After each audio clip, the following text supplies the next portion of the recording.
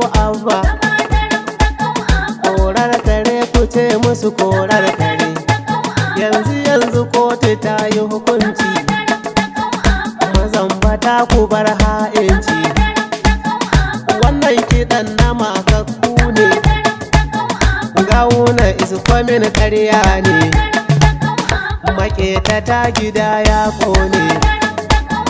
Zama daren da kau abba. Abba gida na ce abba.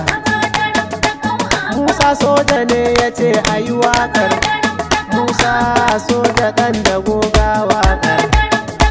Duk wani shure-shure yau ya kare. Duk wani make-make yau mun share.